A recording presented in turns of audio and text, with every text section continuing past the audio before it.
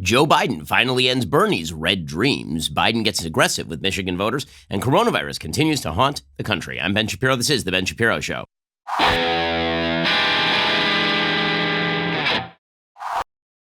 The Ben Shapiro Show is sponsored by ExpressVPN. Your data is your business. Protected at expressvpn.com/Ben. Well, I know that right now you're thinking to yourself, where did this sexy new voice come from, Ben Shapiro? Well, the answer is that it came from not sleeping for a full week, thanks to my child, combined with a fast day earlier this week. So no, I'm not dying of coronavirus, and no, it has not translated into this brand new Barry White-like voice.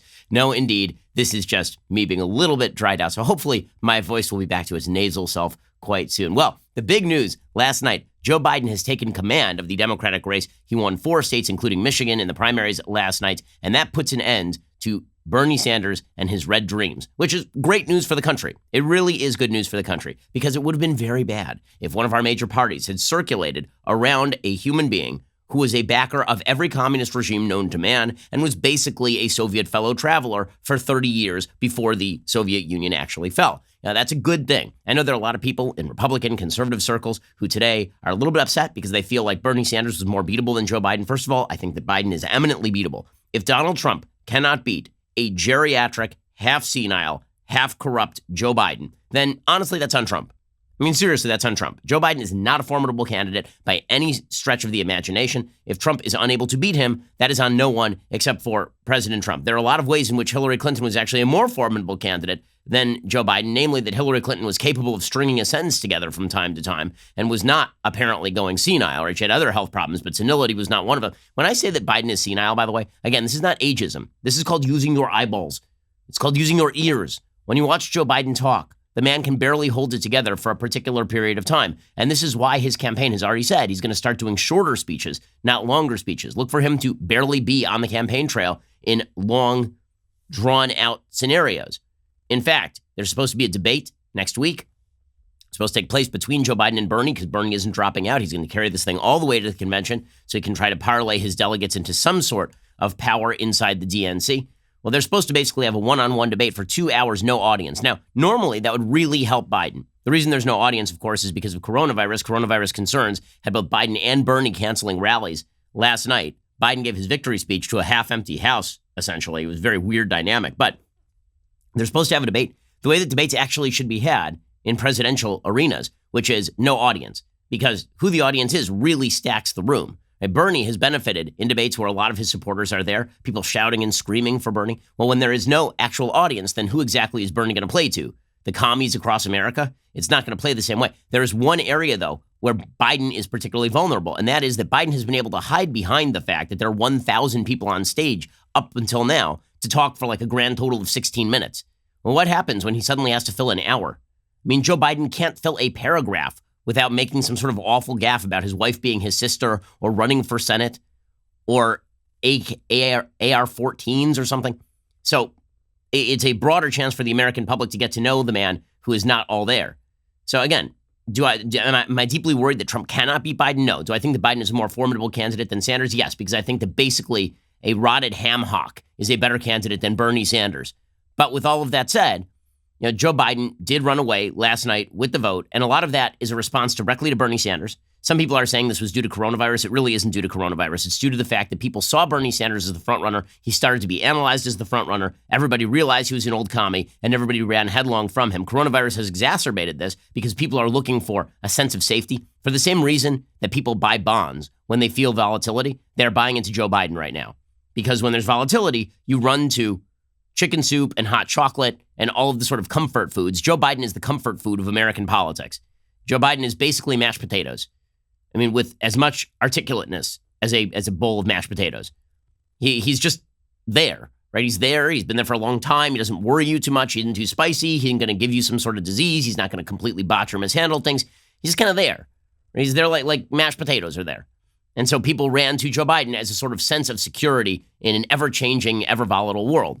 Okay, we're going to get to more of these results, and we'll get to Biden's response and Bernie's response and all of this because Bernie is done. Bernie's not a thing anymore. Now, does that mean that for the future, the socialist agenda is done? That doesn't mean that at all. As we will see, the demographic breakdown last night is very bad for the moderates in the Democratic Party for the future going forward from here. But we'll get to that in just a moment. First, let's talk about These are times when you just want to feel safe in your home. I mean, you do want to feel safe in your home, not just from things like coronavirus, but obviously from rising levels of crime in a lot of America's major cities. There's a story just the other day about rising street crime in New York. Here in Los Angeles, we've had serious cases of rising crime. The suburbs have become less safe. I know I am able to look, thanks to Ring, I'm able to look at crimes in my neighborhood, and those crimes are becoming ever more prevalent. Well, this is one of the reasons why you should have Ring devices on your home. Ring gives you protection at every corner, helps you create custom, affordable security for your home. Ring video doorbells let you answer the door and check in on your home anytime from anywhere. Ring's full home security systems. They give you everything you need to protect your family, pets, property. With Ring's outdoor security cameras, you can check in on every part of your house so you will never miss a moment.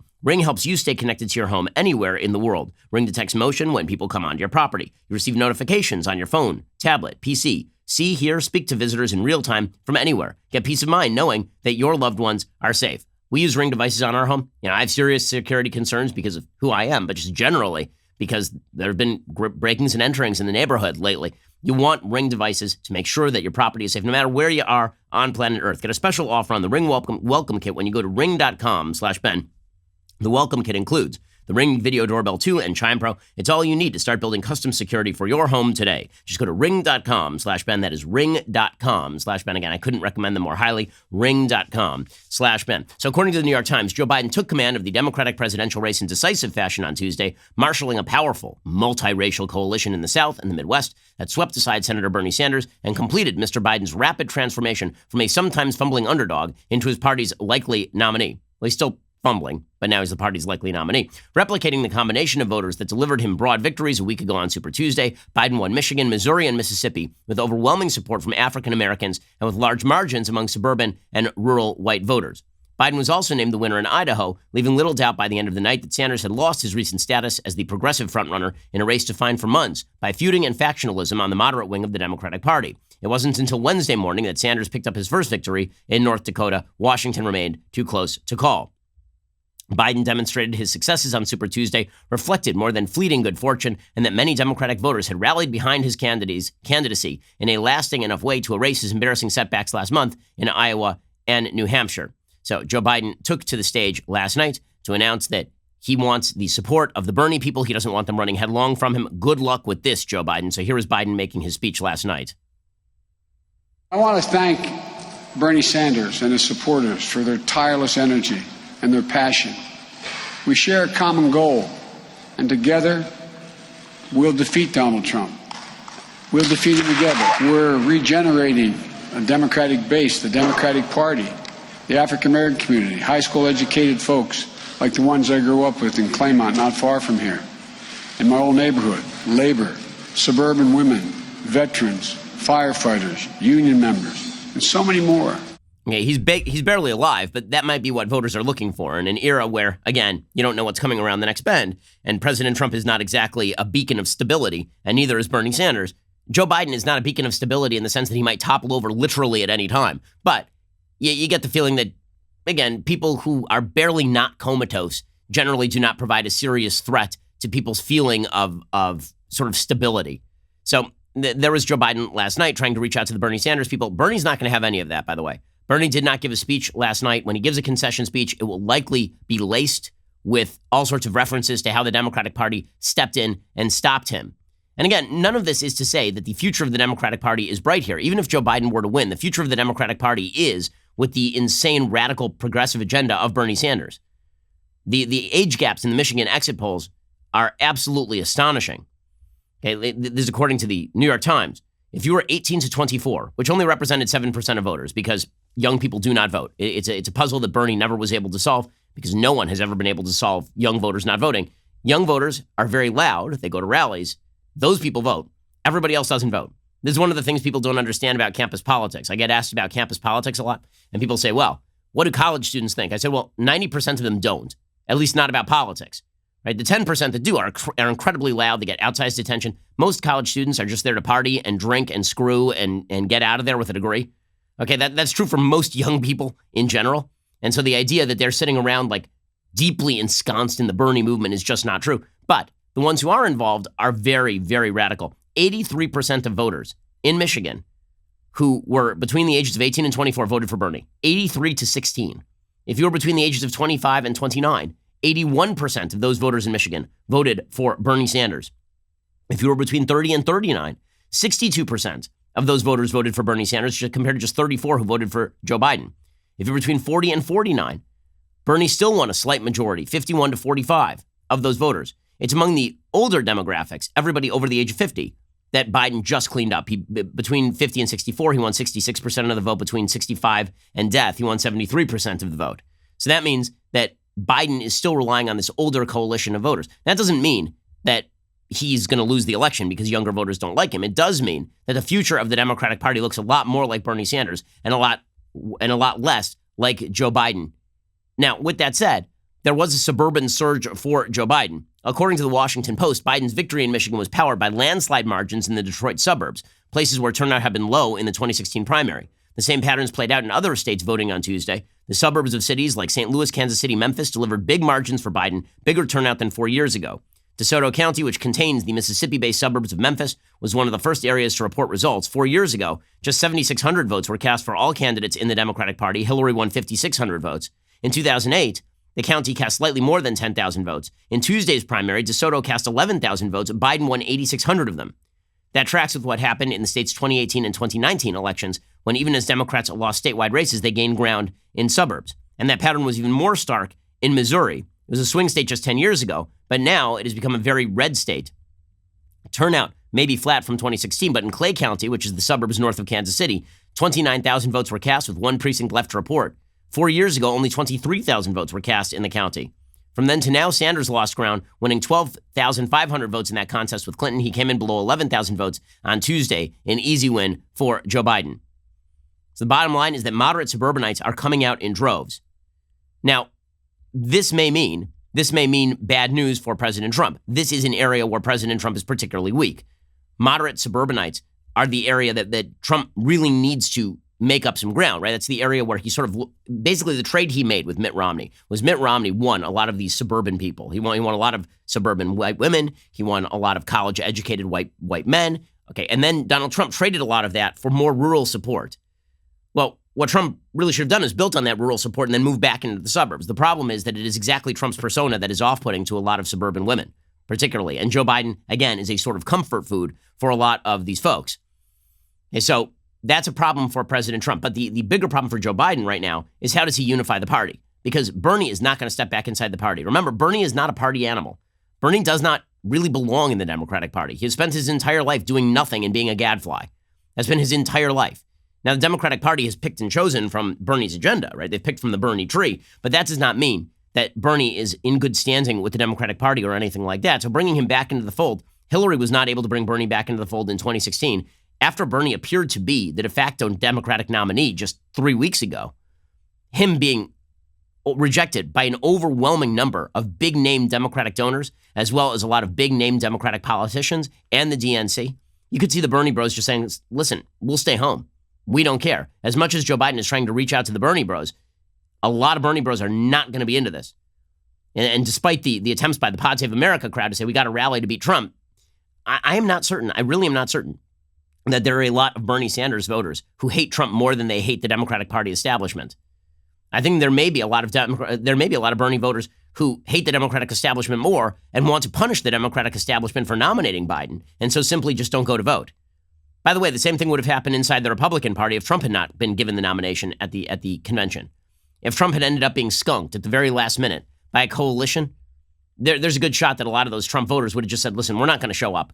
We don't want to, especially if it had been in favor of Jeb, right? If it had been in favor of somebody who is long considered sort of the next in line, there would have been a lot of Republican voters who would have walked away from the Republican Party. The same thing could be in the offing. And the Democrats are making a fairly large-scale mistake if they refuse to, they're sort of between a rock and a hard place. If they continue to let Bernie Sanders on TV, if they continue to let Bernie Sanders debate Biden, he's just going to damage Biden. If they don't, Biden, then Bernie's going to claim that everything is wrong and that everything is corrupt and that everything is foul.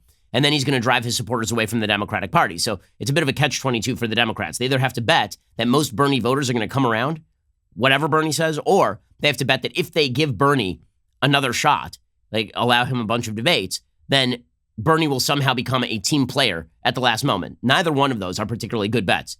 Again, this is one of the problems with humoring the alligator until he eats you last. We'll get to more of this in just 1 second. First, let us talk about a great pair of earbuds. Okay, so what kind of earbuds are you using to listen to the show? Using the ones with the wires? Yeah, aren't you? Right? I mean, they were cheaper. You've had them for a while. There's only one problem.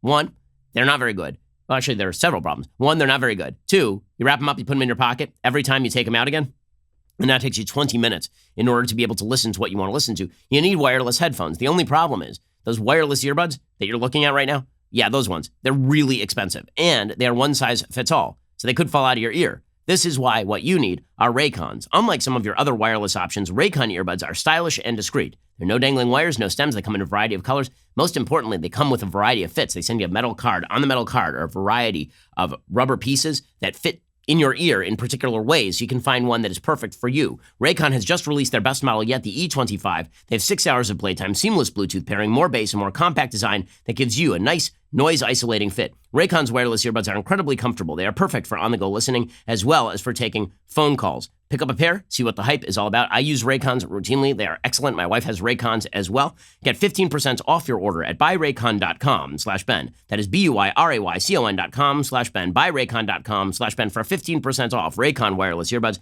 Buyraycon.com/Ben. Go check them out right now. Okay, so as I say, the battle over what to do with Bernie now is breaking out into the open in the Democratic Party. James Carville, who's honestly, his input into the Democratic primaries was pretty invaluable for helping boost Joe Biden. He kept saying, like, if we nominate Bernie, we're going to get slaughtered here, guys. And people took him fairly seriously. Well, now James Carville is saying, let's shut this puppy down. This thing is over. Why are we allowing Bernie on stage some more? We got to acknowledge that he created a movement. He did some truly remarkable things in American politics, and certainly Vice President Biden. We got to talk to him and discuss this. But we can't diss these Democratic voters who are just coming out in every corner of this country saying, let's get on with this thing. Now, our mission as a party is to defeat Donald Trump. According to 538, there's a 99-1 chance that Vice President Biden is going to be the nominee. Let's shut this puppy down and let's move on and worry about November. This thing is decided. There's no reason to keep it going, but not even a day longer. Okay, so he's saying no more debates, no more primaries. Let's just be done with this thing. It's done. We are finished. And he is right, statistically speaking. I mean, Carville can read the data as well as anybody can. Right? Bernie's done. Bernie is toast. Bernie is a shriveled piece of red debris. I mean, he's finished. He's going back to his pudding cups. He's going back to his lake house, and that's it. Okay, but that does not mean that he can't make trouble from the outside. James Clyburn trying to do the same thing. Again, this does give the sense inside the Democratic Party that the Democratic Party elite, that the heads of the Democratic Party are trying to shut down Bernie, which of course is exactly the message that Bernie wishes to promote. I mean, what Bernie would love more than anything else is to spend the next 2 months fulminating about how the Democratic Party shut the door on him the minute that they got the opportunity. They barely opened the door wide enough to let him through, and then the minute he stuck his foot in, they proceeded to cut off his toes, old mythical Cinderella style. By the way, little known facts about the Cinderella myth. Originally, the stepsisters cut off their toes to try and fit their feet inside the glass slippers. Just weird things you didn't know. In any case, James Clyburn, who is the chief sponsor of Joe Biden's victory in South Carolina, his late stage endorsement was very important to Biden. Clyburn said there shouldn't be any more debates. We're done here. I think we will be at a point where Joe Biden will be the prohibitive nominee of the party. And I think the DNC, the Democratic National Committee, should then step in, make an assessment, and determine whether or not they ought to have any more debates. Okay, so again, this does look like the Biden team attempting to shut down all future possibilities for Bernie Sanders, for Bernie re-entering the debate, which could theoretically be the worst move. Van Jones on CNN, he was saying, listen, this is a mistake. Biden needs to reach out to Bernie somehow. Now, the problem is there isn't a great way to reach out for the craggy, old, annoying communist. Like, what exactly do you do to bring that guy inside the tent? Here's Van Jones saying that Biden needs to do more, but again, how do you negotiate with a political militant like Bernie Sanders? They thought that they were going to be able to surround a divided establishment with their movement, crush that divided establishment, and move forward. Instead, the establishment united and stopped them. Now what do?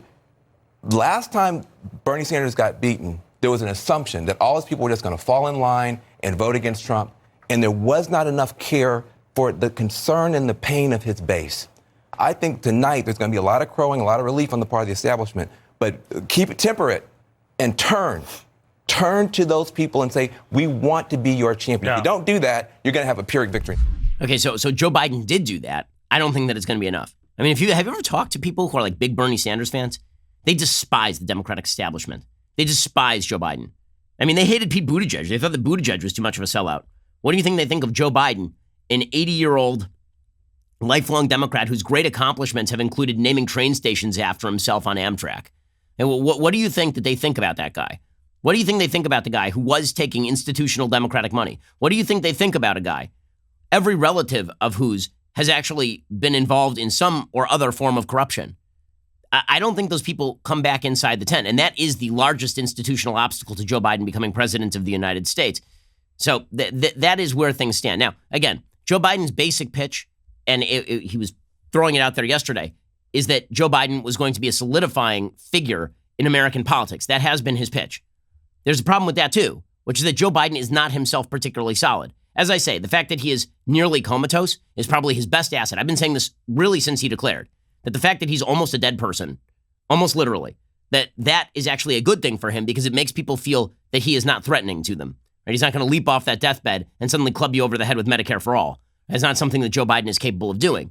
But in a campaign, the notion that he is some sort of real return to grace, that is an overstatement by the media. And I think people are going to find that out really quickly. Donald Trump does have a few lines of attack on Joe Biden that he has yet to lose. One is obviously the corruption. He did go after Joe Biden on the Hunter Biden stuff. There was a report yesterday that James Biden, who is Joe's brother, is now in trouble over basically going to some sort of health firm and suggesting to them that his brother was going to sponsor government regulation that would help the company, and then he proceeded to bilk the firm of hundreds of thousands of dollars. We know that some of his other brothers have been involved in some stuff like this. I think it was Frank who was involved in some corrupt activity or alleged corrupt activity down in Florida. So that is one line of attack that you can expect from President Trump. Obviously, you're going to see President Trump hit Sleepy Joe for being, again, on the verge of senility. But the third line of attack is that Joe Biden isn't himself that stable. So Joe Biden has been perceived as a more stable quantity than Donald Trump because pretty much everybody is perceived as a more stable quantity than Donald Trump. But when Joe Biden makes the pitch that he is sort of the savior of American grace, it's a weird pitch. It's a very weird pitch. We're going to get to that in just 1 second. First, let's talk about the fact that you may have employees who are not exactly what you need. Let's say, for example, that you had an employee. Let's call him Michael Knowles. And let's say this employee was always on the bubble. Like this person was pretty much useless when you hired him. And so you decided, okay, well, let's try him in a talent role. And then he proved himself to be slightly less useless in the talent role. And then let's say that he went to a conference, let's call it CPAC, where he proceeded to hobnob with a bunch of people. And it turns out that somebody at CPAC had coronavirus. And then instead of self-quarantining, let's say this person just strolled on into the office, was taking off his shirt, throwing his skin cells everywhere. Let's say he was just hacking up a lung. And let's say that he was on the verge of basically poisoning everybody in your office with coronavirus. Would you keep this person around? Would you? Well, if you were looking for a replacement for Michael Knowles, which I have been for years, but I haven't tried it yet, maybe I should try ZipRecruiter.com. If you need to find the best candidate for your growing business, ZipRecruiter is your smart, efficient hiring solution. From healthcare to manufacturing to professional and business services, ZipRecruiter makes hiring great people faster and easier as well. Today, you can try ZipRecruiter for free at ZipRecruiter.com/dailywire. When you go to ZipRecruiter with one click, you send your job to ZipRecruiter's network of over 100 leading job sites. What happens next? ZipRecruiter finds the best matches for your job and then invites them to apply. It's so effective that 4 out of 5 employers who post on ZipRecruiter do get a quality candidate within the very first day. So I am certainly going to list Michael Knowles as a derelict, useless human being, and we are going to replace him using ZipRecruiter.com. We can try ZipRecruiter for free when you go to ZipRecruiter.com/dailywire. That is ZipRecruiter.com/DAILYWIRE. ZipRecruiter.com/dailywire. ZipRecruiter is indeed the smartest way to hire. The good news for Michael is that maybe out there's somebody looking for a janitor and using ZipRecruiter.com/dailywire. And Michael is eminently qualified for that job. So you should go check out ZipRecruiter.com/dailywire. Alrighty. So as I say, Joe Biden's final pitch really is that he is a return to character. This is what this was his opening ad. It is now his closing ad. Here is Joe Biden making that pitch last night. Everything that has made America America is truly at stake. I believe this nation can overcome 4 years of Donald Trump, but given 4 more years, he'll forever and fundamentally change the very character of this nation. We can't let that happen. But winning means uniting America, not sowing more division and anger. Okay, so this is his pitch. There's only one problem. Joe Biden is not a good messenger for this pitch. He is not a good messenger for this pitch. Like yesterday, he was in Michigan, he was campaigning, And a bunch of hard hats in Michigan walk up to him and start asking about his gun policy. Now, Joe Biden is a gun grabber. I mean, we have proof that he's a gun grabber. Joe Biden, in this exchange, proceeds to threaten to kick somebody's ass, threatens to take it outside, suggests that somebody's being a horse's ass, and then also lies about his gun record. Now, I know there are a lot of people on the right who are like, well, how could Joe Biden act like this? Okay, guys, let's be real. Donald Trump is president, okay? So can we spare me with the pearl clutching? The pearl clutching isn't the thing. The thing is that Biden lies about his record consistently, but also it does undercut Joe Biden's I am a statesman routine when he is not, in fact, all that statesman-like. He has been kind of a slightly kooky uncle figure for quite a while. Here is Joe Biden being a slightly kooky uncle figure who gets drunk at the family picnic and then threatens to fight you after you say that the Yankees are overrated this year. You are actively trying to diminish your Second Amendment right and take away our gun. Now, shush. Wait. Take your AR-14s and what? Okay, this is not okay. Hold on. Hey, let's get Don't tell me moving. this, pal. I want to go outside. There's a lot of guys wanting. I'm not working. Thanks so much. Give me a break, so man. much. Don't be such a worry. Machine guns are illegal. That's right. So AR-15's illegal. How is that in a machine gun? No, it's not. Semi-automatic. Yeah, do you need 100 rounds? Do you need 100 rounds? Okay, so Joe Biden is yelling things that don't even make sense. The guy's saying an AR-15 is not a machine gun. And Joe Biden's like, yes, it is. And the guy's like, well, no, it's not. He's like, do you need 100 rounds? Completely different argument. Okay, then he says you don't need an AR-14, which is not a gun. And then he suggests, don't be a horse's ass. An AR is a machine gun. I'm not working for you. You're full of bleep. He tells the guy to shush. That's your model of stability, Democrats? Like, really? That's the guy who is your model of stability? Also, it happens to be that he's lying about his own record on guns. The guy comes forward and he says, you're going to grab our guns. And Biden's like, I would never grab your guns. I love the Second Amendment. Okay, let's just remember Joe Biden 5 minutes ago suggesting he was going to put full-on, full-tilt gun grabber Beto O'Rourke in charge of his national gun policy. I want to make something clear. I'm going to guarantee you this is not last year's scene of this guy. You're going to take care of the gun problem with me. You're going to be the one that leads this effort. I'm counting on you. Okay, that was 5 minutes ago. Also, Joe Biden was straight up asked whether he would take people's guns, and his answer was, bingo, malarkey, blackjack, and scuba dive. To gun owners out there who say, well, a Biden administration means they're going to come for my guns. Bingo. You're right if you have an assault weapon. The fact of the matter is they should be illegal, period. Look, the Second Amendment doesn't say you can't restrict the kinds of weapons people can own. Bingo bongo, Jack. Bingo bombo, malarkey, McBlackjack. Hey, this is your captain of stability and also a person who is indeed lying about his own record, which is something that Biden has done routinely. I don't know whether he actually knows he's lying or whether he just thinks he's telling the truth. I really don't know, which is a great quality in a politician. Seriously, when they don't even know whether they're lying, it's a fantastic quality. I remember when Joe Biden was debating Paul Ryan in the vice presidential debate back in 2012. And Joe Biden just said in the middle of the debate that Lebanon had kicked Iran out of the country. And I just remember thinking, is that a thing that happened? Like, I don't remember any of that happening. And Ryan, I think, also had the reaction like, I'm pretty sure that didn't happen, but I can't call him on it because maybe I'm wrong. But the fact is that Joe Biden does have an unusual facility to say things that are not true with a straight face, mainly because I'm not sure that he knows they're not true. But bottom line is that Joe Biden, if the image of him is as a font of rationality and foundational stability in a time of volatility, I'm not sure this is your guy. I mean, 5 minutes ago, he was saying to people, he was calling people fat on the campaign trail, calling them a damn liar. This was like 2 months ago. 2 months ago. You're selling access to the president just like he is. So You're a damn liar, man. That's not true. And no one has ever said that? No one has heard that? I see it on the TV. You see it on the TV. You want to check my shape line? Let's do push-ups together here, man. Let's run. Let's do whatever you want to do.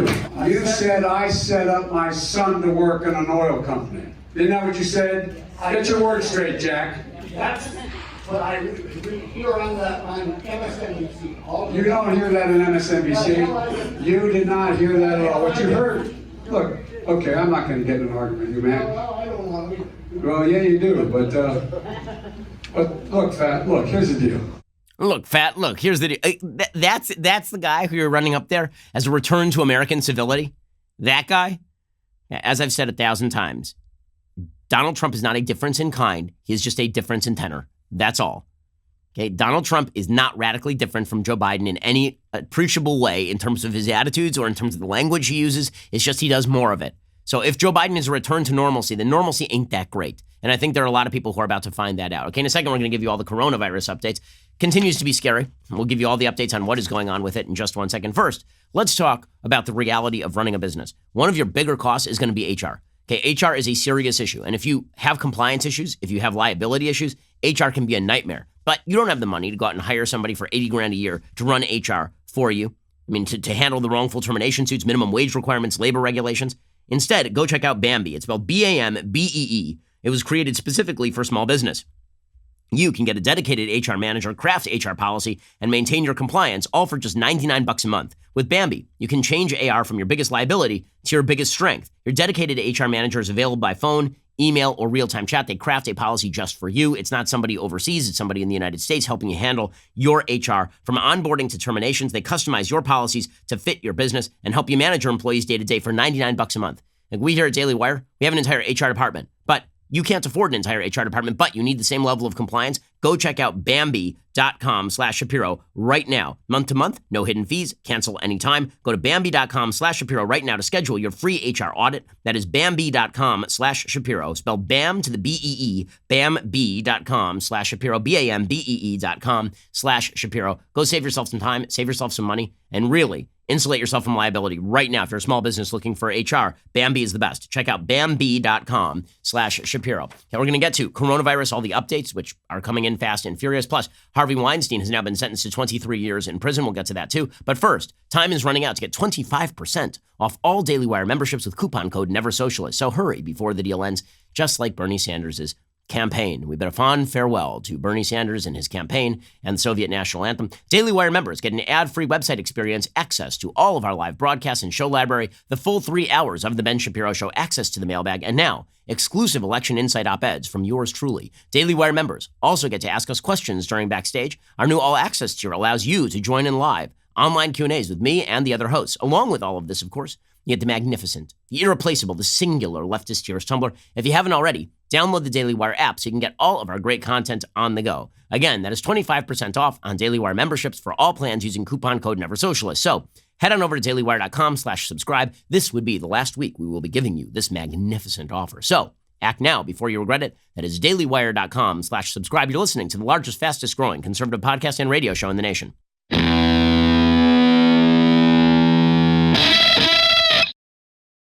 Well, in coronavirus news, the British health minister and conservative member of parliament, Nadine Dorries, has been diagnosed with coronavirus now. So the health minister of Great Britain has coronavirus. Ms. Dorries says she's been self-isolating at home. Labour MP Rachel Maskell said she has been told to do the same as she had met Ms. Dorries. The Department of Health in Britain said Ms. Dorries first showed symptoms on Thursday, the same day she attended an event hosted by the Prime Minister. Right now, UK had a documented total of 382 cases as of yesterday. 6 people with the virus have died in the UK. In the United States, the total number of cases now has surpassed 1,000 cases in the United States. We have 29 deaths so far.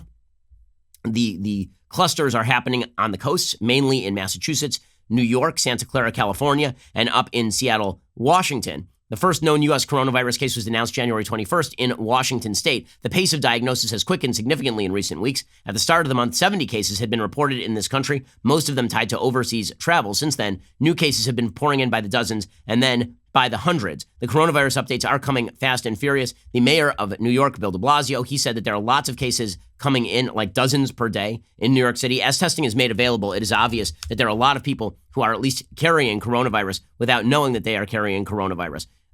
The German public has now been warned that up to 70% of Germans face the possibility of infection. That's according to Angela Merkel. And of course, the top U.S. health official, Dr. Anthony Fauci, he said this is going to get worse. So Dr. Fauci said all hands are basically on deck with this thing. These are really simple. Keeping the workplace safe, keeping the home safe, keeping the schools safe, and keeping commercial establishments safe. This should be universal for the country. Everyone should be doing that, whether you live in a zone that has community spread or not. When you have community spread, you're obviously going to ratchet up the kinds of mitigations that you have. But at a minimum, this is the minimum that we should be doing. So everybody should say, all hands on deck, this is what we need to do.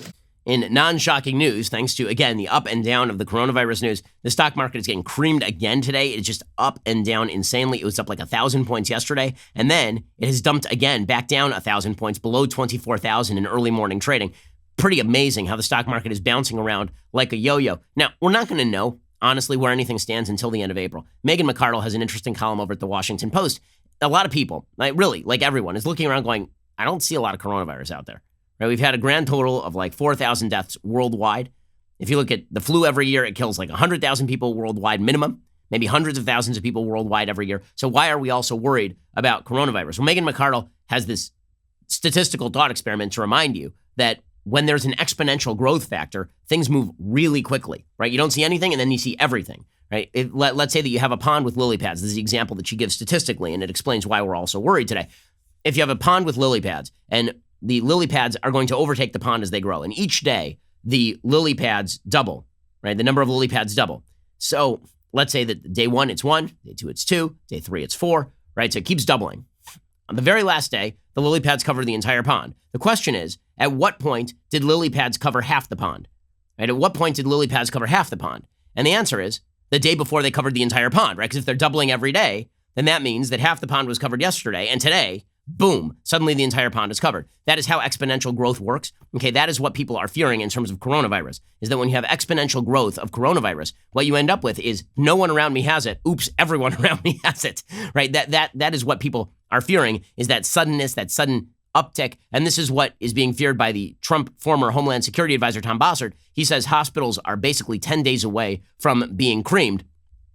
He suggested in an op-ed that we are in trouble in terms of our hospital facilities. He says officials must pull the trigger on aggressive interventions. He said aggressive interventions put off and ease the peak burden on hospitals and other healthcare infrastructure. And that, of course, is true. As coronavirus swells, then the hospitals need to be prepared. As I already said, Mayor Bill de Blasio has said that things are happening intensely in New York City, and Governor Jay Inslee has now restricted gatherings of more than 250 people in King County, as well as Snohomish and Pierce counties, which are the biggest counties in Washington state. That means no soccer games. It means no baseball games. It means that basically all major gatherings ought to be canceled, according to Jay Inslee, the governor of Washington state. Dr. Fauci has suggested there be no crowds at NBA games. So basically, if you have tickets for opening day in the United States for baseball, you can fairly bank that that is not going to happen. A lot of colleges are canceling events. I would not be surprised if my college events this semester, for example, are canceled. That would not be a great shock. Again, I think that all of this makes a certain amount of sense, like better caution than to have this viral outbreak. You want to reduce the spread and the quickness of the spread to give us time. Right now, we're bargaining for time, right? We don't know what the death rates are on this thing. We just don't. And what that means is that every attempt to slow the spread of the virus buys a day for people to develop vaccines that are going to be more effective in slowing or stopping the spread of the virus, so it becomes just another seasonal problem instead of becoming an overwhelming threat to Western populations. So it is in this light that it is important to recognize that when the federal government fails along these lines, it can be absolutely disastrous. There's a piece from the New York Times that is just devastating, talking about how the federal government did, in fact, blow the month that President Trump bought. So President Trump said very early on, we are shutting down travel from China. And a lot of people on the left are like, this is racist. This is terrible. Same people who are saying Wuhan virus. Wuhan virus is racist. You can't say Wuhan virus. Okay, so Trump said, no, we're shutting down travel. That was a very good thing. It was a very smart thing. It was the right thing to do. The problem is that only buys you time, because it turns out that some people are going to get in, and then you got a problem. So what did the federal government do with the month that President Trump bought them by shutting down travel from Wuhan? The answer is basically nothing. According to Dr. Helen Chu, an infectious disease expert in Seattle, she knew the United States did not have much time. In late January, the first confirmed American case of coronavirus had landed in her area. Critical questions needed answers. Had the man infected anyone else, according to the New York Times? Was the deadly virus already lurking in other communities and spreading? As luck would have it, Dr. Chu had a way to monitor the region. For months, as part of a research project into the flu, she and a team of researchers had been collecting nasal swabs from residents experiencing symptoms throughout the Puget Sound region. To repurpose the test for monitoring coronavirus, they would need the support of state and federal officials. But nearly everywhere Dr. Chu turned, officials repeatedly rejected the idea, interviews and emails show, even as weeks crawled by and outbreaks emerged in countries outside of China where the infection began. By February 25th, Dr. Chu and her colleagues could not bear to wait any longer. They began performing coronavirus tests without government approval. What came back confirmed their worst fear. They quickly had a positive test from a local teenager with no recent travel history. The coronavirus had already established itself on American soil without anybody realizing it.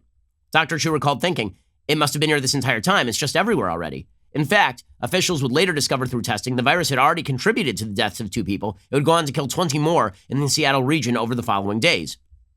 Federal and state officials said the flu study could not be repurposed because it didn't have explicit permission from research subjects. The labs were also not certified for clinical work.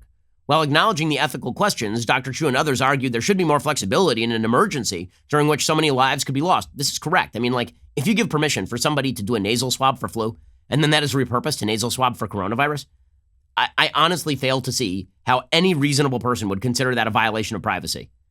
Like, oh, nobody must know that I had coronavirus. Like, they're not going to release your specific coronavirus tests. It just allows the state to do something. On Monday night, state regulators told them to stop testing altogether. The failure to tap into the flu study, detailed here for the first time, was just one in a series of mischances by the federal government to ensure more widespread testing during the early days of the outbreak when containment would have been easier. Instead, local officials across the country were left to work in the dark as the crisis grew undetected and exponentially. Now, do I think this is Trump's fault? No, I don't. I don't think Trump is monitoring local level tests. I think this is the fault of a massive regulatory bureaucracy that prevents people from doing reasonable things. It turns out that the federal government, while it is well placed to issue broad national guidelines, is not well placed to deal with local testing that has to be done. It turns out that local communities may be the fastest to react to this sort of thing. Right? Voluntary shutdowns right now are happening across the country with regard to major public events. And those are happening on the local and state level without the federal government even doing anything. It turns out that people who see federalism as the obstacle to this sort of thing, they're doing it wrong. Local and state officials are more answerable to local populations and are in fact more likely to request that people do responsible things. I mean, the fact is that Purim was yesterday in the Jewish community. Basically, every Purim Seudah that I heard of in my area, meaning every big Purim meal with big gatherings, lots of kids, those were basically shut down voluntarily without any guidance from the federal, state, or local officials. Okay, so the notion that the federal government needs to be running this thing in extraordinarily top-down fashion, the federal government needs to be coordinating all the officials, letting them know sort of the minimum of what they expect, but standing in the way of local officials doing what they need to do to tamp this thing down is a completely different thing. And that is a testament to the stupidity of bureaucracy generally. It is just a very, very light shadow of what happened in China in the very early stages, where China was literally imprisoning people talking about this stuff. But when you have the CDC saying to people, you can't repurpose that flu testing kit in order to test for coronavirus because you may violate federal protocols, just demonstrates the idiocy of having a bureaucracy this large and this ridiculous. Doesn't mean we don't need federal staffers. We do. But having a bureaucratic thicket like this that is unable, impenetrable, that is a big mistake. Dr. Robert Redfield, director of the CDC, said in an interview on Friday that acting quickly was critical for combating an outbreak. He said time matters. He said there's still time to beat back coronavirus in the United States. He said it's going to take rigorous, aggressive public health. What I like to say, block and tackle, block and tackle. It means if you find a new case, you isolate it. But the question is, how exactly are you going to isolate it when testing kits are not available widely? Only about 8,500 specimens or nose swabs have been taken at all since the beginning of the outbreak. A figure that is almost certainly larger than the number of people tested, since one person can have multiple swabs. By comparison, South Korea, which discovered its first test case around the same time as the U.S., has reported having the capacity to test 10,000 people a day since late February. That is indeed a failure of the federal government. That does not mean, again, that it's Trump's fault. It does mean that the response here by the CDC was absolutely insufficient in the early days. The agency released criteria for deciding which individuals should be tested for the virus. At first, they said only those who had a fever and respiratory issues and had traveled from the outbreak's origin in Wuhan. The criteria were so strict that a sick man in Seattle who had visited Wuhan did not even meet it. Still, worried state health officials pushed him to get checked, and finally the CDC agreed, and then his results came back positive. Around this time, the Washington State Department of Health began discussions with the Seattle flu study. There was a hitch. The flu project primarily used research labs, not clinical ones. Its coronavirus test was not approved by the FDA. So the group was not certified to provide test results to anyone outside their own investigators. Scott McDowell, a former CDC official, current deputy director at the Bill and Melinda Gates Foundation, asked for help from leaders of the CDC's coronavirus response. Later, Dr. Lindquist, the state epidemiologist in Washington, wrote an email to Dr. Alicia Fry, the chief of the CDC's Epidemiology and Prevention Branch, requesting the study be used to test for coronavirus. CDC repeatedly said, not possible. They said you have to check with the FDA. So instead, CDC kicked it over to the FDA. The FDA could not offer the approval because the lab was not certified, and so none of the tests actually get done. The answer to this is obviously Medicare for all and a massive federal bureaucracy running this thing from top down. Obviously, that is the answer to all of this. That was an argument, by the way, you heard in the immediate aftermath of the outbreak, was that we need more federal interventionism. Okay, two things can be true at once. You need more effective federal intervention, and also, if you are talking about layers upon layers of bureaucracy making things better, wrong-go.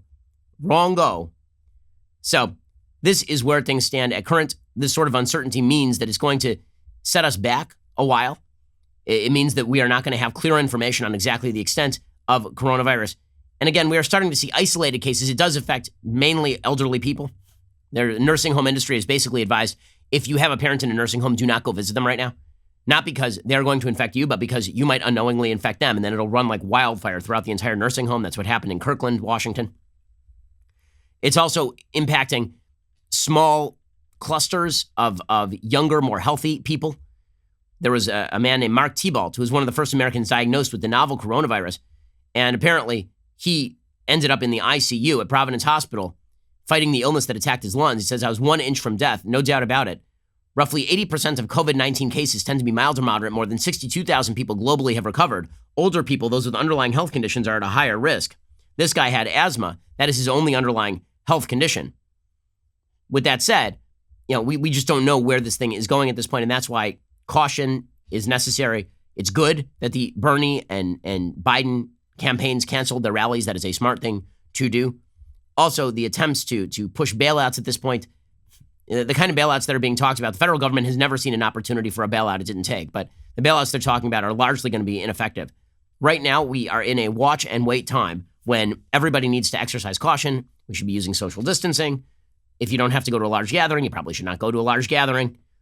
All of it, at least for a couple of weeks. Now, this is the important thing to remember in all of this. There is a timeline here. Okay, this is not indefinite. We're not talking about a year from now. You're not going to be able to go to a baseball game or a basketball game. 3 months from now, you're probably fine to go to a baseball game or a basketball game.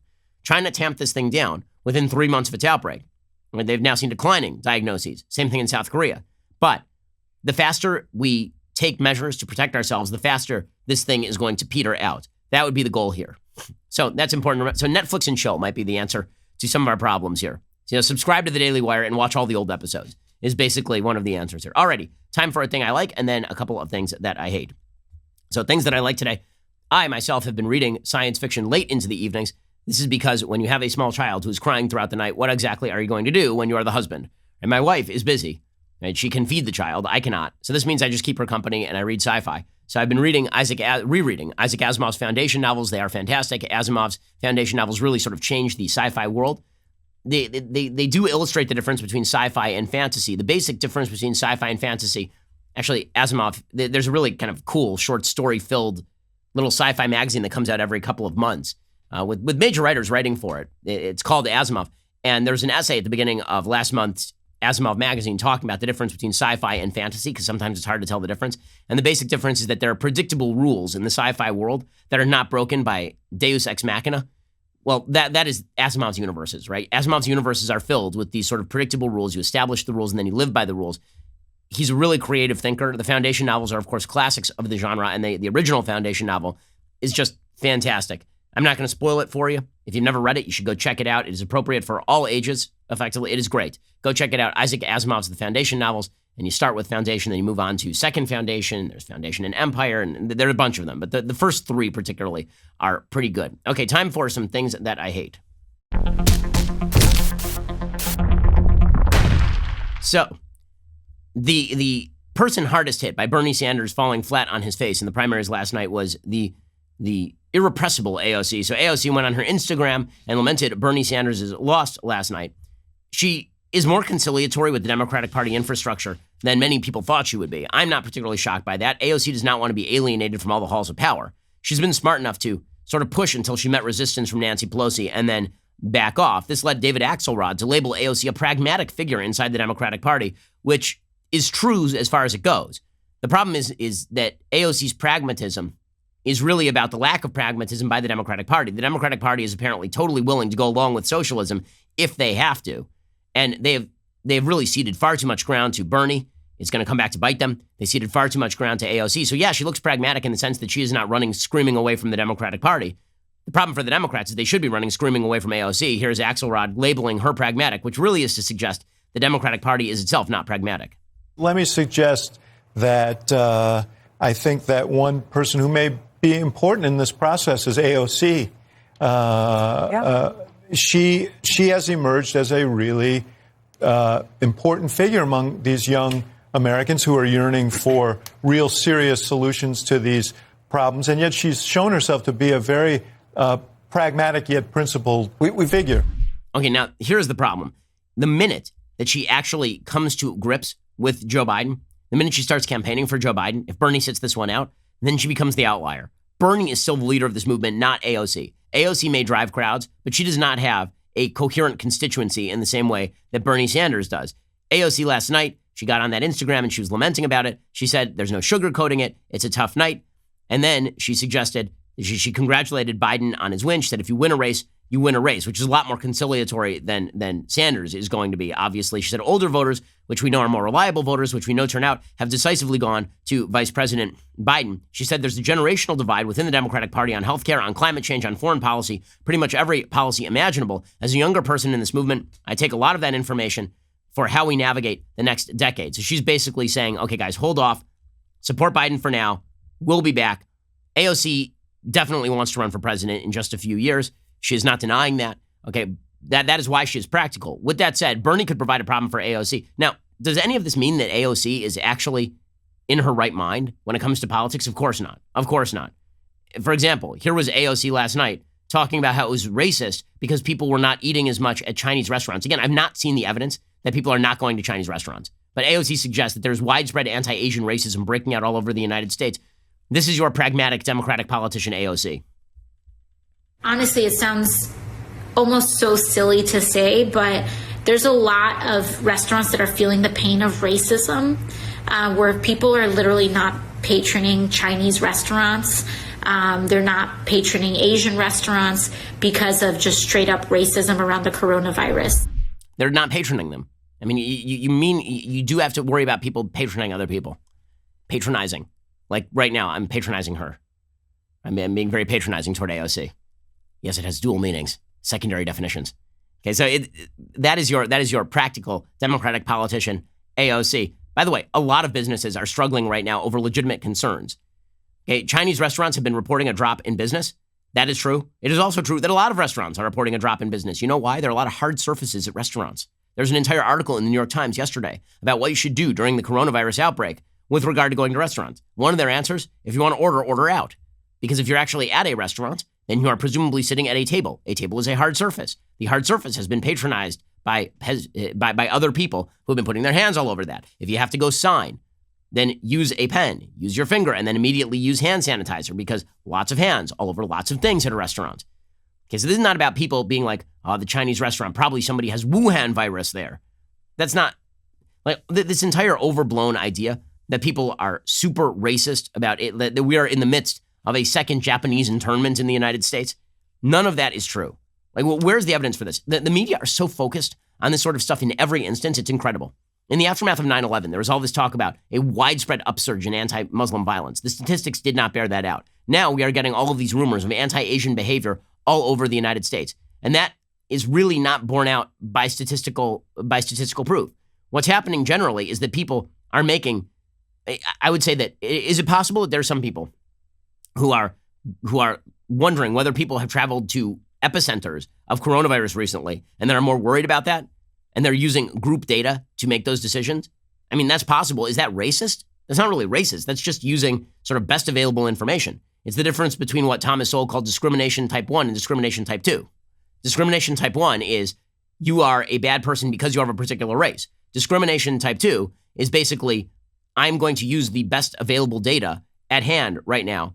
Is there a better shot that you've traveled to Wuhan than somebody who's standing right next to you? If the answer is yes, I'm going to be a little bit more risk averse with regard to all of that. Yeah, maybe that's what people are using. That does not mean anti-Chinese racism. That does not mean that people are racist against Chinese people or racist against Asian people or anything like that. But this is your reasonable voice inside the Democratic Party. Good luck to the future of the Democratic Party. Bernie Sanders may be gone, but his spirit lives on in the nuts in the squad who continue to be nuts and are not going anywhere. Alrighty, we'll be back here a little bit later today, 2 additional hours of content. Otherwise, we'll be back here tomorrow. Make sure that you subscribe and you use Never Socialist as our code right now, and you will get 25% off. That is ending shortly, so go check that out. We are the largest, well, you know what we are. I'm Ben Shapiro. This is The Ben Shapiro Show. The Ben Shapiro Show is produced by Colton Haas, directed by Mike Joyner, executive producer Jeremy Boring, supervising producer Mathis Glover and Robert Sterling, assistant director Pavel Wydowski, technical producer Austin Stevens, playback and media operated by Nick Sheehan, associate producer Katie Swinnerton, edited by Adam Sayevitz. Audio is mixed by Mike Coromina. Hair and makeup is by Nika Geneva. The Ben Shapiro Show is a Daily Wire production. Copyright Daily Wire 2020. Hey everybody, it's Andrew Klavan, host of The Andrew Klavan Show. You know, some people are depressed because the American Republic is collapsing, the end of days is approaching, and the moon has turned to blood. But on The Andrew Klavan Show, that's where the fun just gets started. So come on over to The Andrew Klavan Show and laugh your way through the apocalypse with me, Andrew Klavan.